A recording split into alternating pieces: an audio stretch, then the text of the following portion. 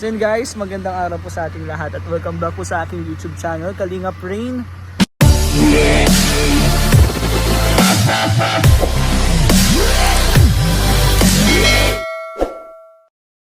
And ayun po, siguro napanood nyo na din po sa ibang vlog po ng K-Boys, lalo na po kay Kalingap Rob yung nangyari po sa amin na aksidente. Actually, napakadelikado po nito kasi ito po yung guys na kasali po sa aksidente, yung multicab po, and then syempre yung si van po ng Team Kalingap. Papansin nyo po yun, grabe, sobrang laki po ng damage. And then as of now po kasi wala na po yung driver dito, so iwan po kami nila Pure Help at ni Kuya Ato. Parehas pa kaming pilay ni Kuya Ato, pero napakadelikado po talaga. Alam nyo po guys, bangin na po ito kung nagdire-diretso pa po si kuyang driver na lasing po. Actually lasing po kasi si kuya. Ito po yung kalalagyan niya. Ayan o. Bangin po. And kasama po namin ng mga Angels at K-Boys po. So sobrang nakaka-speechless po. Kasi first time din po namin nakaka-encounter. Sabi nga ni Pure Help, first time daw po niya na maka-encounter na ganito. Lasing pa. First time niyang maka-encounter ng ganitong aksidente at lasing pa nga po yung driver nung multicab. So, abangan na lang po natin kung ano mga nangyari. Nagpaiwan na lang po kami ni Kuya Ato at ako si Pure Help po. Kasi ako po yung kausap nung sa pulis. Kailangan po kasi magka-police report po nito. So, wait lang po tayo sa mga pulis at susunod na po tayo kila Kalingap Rob. Actually po, nauna na po sila Kalingap Rob at Angels at ibang K-Boys po para dun sa mission po namin for today. And thank you talaga kay Ate Sara. Si Ate Sara po yung isa po sa tumulong po sa atin para makatawag po ng police po.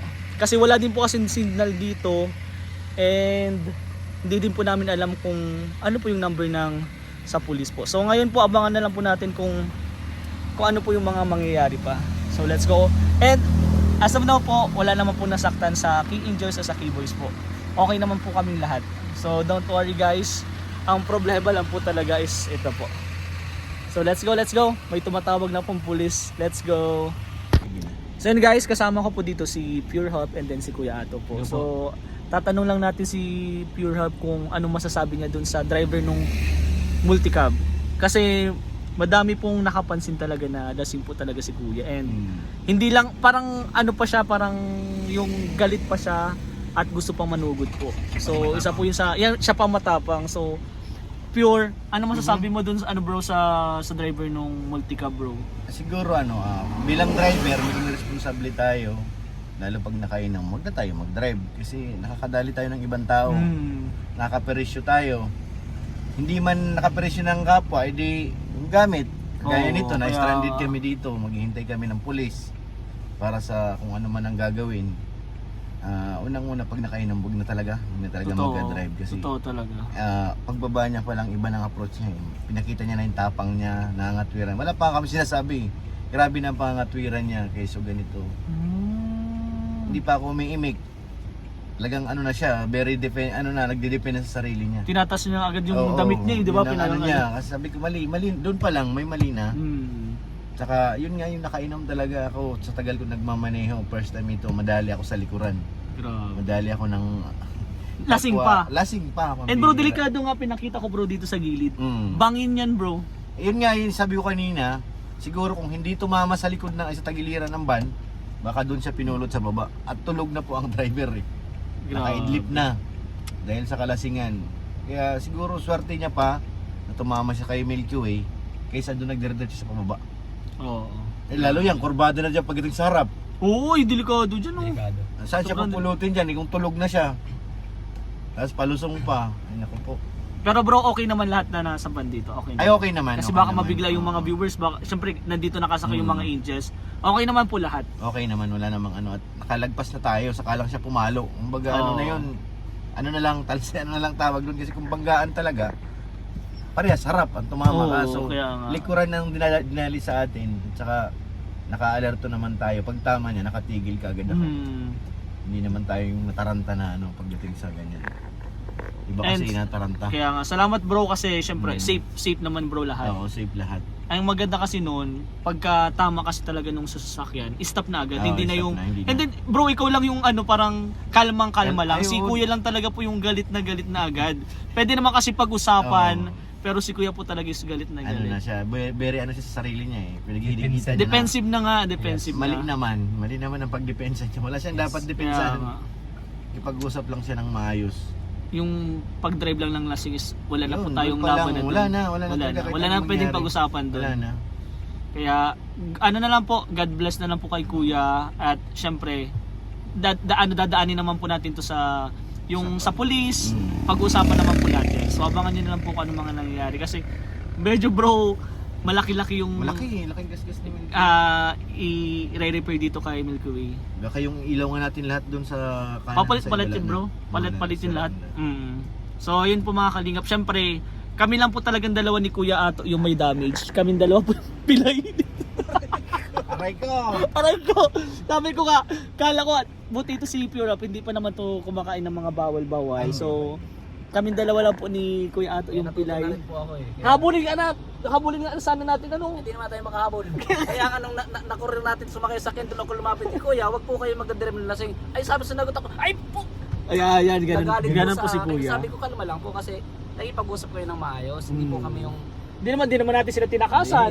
Tsaka hindi naman tayo ano, wala naman aggressive dun sa ano natin. Kaya nga. Ang pinapaintindi ko sa mga driver din po, driver ng sakyan, driver ng motor, wag na wag magdadrive pag nakainom or lasing. Yes. Totoo. Lasing kahit po nakainom, wag magdadrive. Kasi nga po, kagaya nito, siyempre kami, mga kasama ng Inabos Ram, marami kami dito sa van. So kaya sabi ko sa kanya, Kuya, wag kang nagdadrive kasi ng lasing. So nagalit siya. Bababain ka pa. Bababain pa. And si Tolpiore, sabi nga niya, pagpasalamat si Kuya kasi kung hindi tumama sa likod, baka nahulog po din sa bangin. Ang dalim po niyan. Sobrang lalim po niyan. Di sana si tatay, hindi na siya nakapagmura doon sa anak. Sa tingin ko bro, si Kuya na driver po. Lagot ka kay Papa. Lagot tigo sigurado. Lagot ka po talaga kay tatay mo kasi actually mabait po si yung tatay. Kasi pinagsasabihan po niya yung anak niya na wag na mag-drive po kasi lasing nga. So anong nangyari po kasi pinilit pa din po ni Kuya driver. So sakto po na dumating din yung tatay, yung conductor po nung bus. Ay hindi siya ata conductor, driver. Pansin ko siya kanina nung... Driver siya. Nung huminto yung bus. Tapos bumusina si Tolpiore, pinauna pa kasi Tolpiore po eh. Kasi ano yung pag-overtake hindi alanganin, di ba? Kaya hindi siya umovertake. So nakita niya ang overtake si Pure Health. Pinauna niya, nakita niya sa unawan ng sakyan. Una. So yun is tatay. Mabait siya. Mabait si tatay, kaya lang syempre aksidente talaga. Pero maiwasan po talaga yung aksidente na yun. Sobrang simple lang po. Wag lang talaga mag-drive ng lasing. Yes. Yun talaga yun. Hindi man po talaga mangyayari yun kung hindi naman po lasing si Kuya. So Kuya, God bless po. God bless. Ano na lang po, siyempre usap-usap na lang po tayo sa police station para Napapanood naman itong video ito, Kuya. wag ka po magalit sa amin. Sa amin. Kasi kami concerned din sa bawat isa. Hindi lang po sa amin, kundi sa inyo din. Actually kinabahan pa tayo para sa kanya kasi Yes. nga kung dumire-diretso dyan siya doon, so mas delikado po. So God bless po Kuya. Yes. Ingat po lagi. Kita mo yan, oh, puro siko. Delikado talaga dyan. Sabi ko nga, ano pa yun eh, parang dapat pa siya mag-thank you dahil sumabit sa atin. Ayun na si Kuya. Sumusunod na si Kuya. Ulit talaga sa bangin. Bali pupuntahan na po namin sila Kalingap Rab. Punta po kami kila Kalingap Rab at diretso po kami sa police station para mag-usap. Let's go. Ako, napakadelikado na naman. Grabe po yung ano. Takot. Parang masira na nga rin. Kasi itong tulay na to dati, di ba nakakatakot pag dumadaan? Baka mahulog tayo. Ayun, inano na, pinalaki na. Pera balahaw. Tibay din nila, nagsisimento sa tubig, Pinapurmahin na, sarado naman yan. Ang matatapos na. Tapos na. Ay. Wag po. Wag po. Malayo pa dito kila Jason. Malayo pa. First time ko dito bro. First time. First time. Mas nakakatakot dito ang kalsada. Oo. Mga pangin bro. Unang punta nga namin dito, puro landslide eh. Oh? Nakatapos ng bagyo nun bro. Takot. Sabi siya, gumaganon-ganon kami sa kalsada eh. Tapos mayroon pa doon isang landslide na doon talaga sa bangin. Naturo ko sa'yo. Kung gaano kalalim. Kinabutan ka. Takot. Makita mo sa bintana bro. Oo. Bandang kaliway. Ito landslide yun. Landslide yan. Pwede lang Yung- sa mo rin matakot. Yung mga battery. Bakal, bakal, battery. Grabe. Ito. Lalim yan mismo yan, bababa na yan. Ito pa. Dati bro, walang ganito bro. Ayan, Uy, grabe. Lalim. Bro, walang ganyan dati. Wala. Walang ganyan na harang. Ito yung mga landslide na nag-ilagan namin nung mga Wala. landslide yan. Wala dating harang yun. Paano Wala, pa? kita yung ilalim. Natakot talaga dito yung mga landslide. Tapos pag inabot kayo ng gabi dito, ang dilim yan. Wala nang ilaw. Walang ilaw sa poste, wala pa naman ilaw sa poste. Walang bahay na dito. Walang bahay. Ito po yung sa area pa po ito ng Kapalungga. Pinakadulo nito bro, dagat. Ah. Agad na ito. Pag pumunta ka sa bayan, mapabangka ka na. Bayan na. Ganda, bundok na oh. Delikado din pala dito. Delikado. Ano? Ang bihira. Ganda.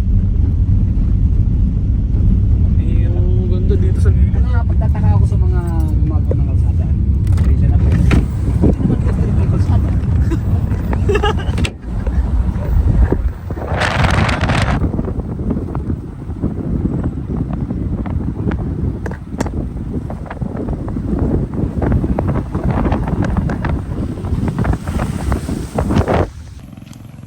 So yun guys, andito na po kami sa police station po and nag-usap-usap na din po. Ang ginagawa na lang po is yung kasulatan po para dun sa kasunduan.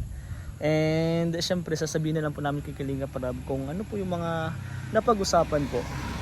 So kitang-kita naman po. Actually, naiwan na po kami dito.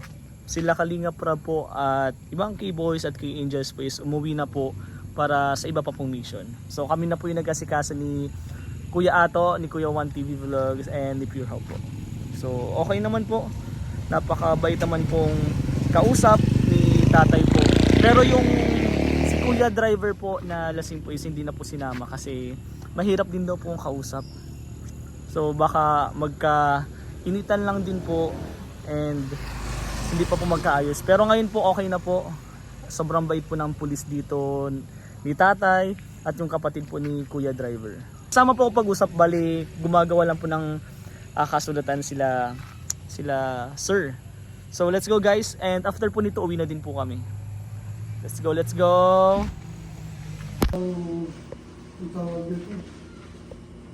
Yung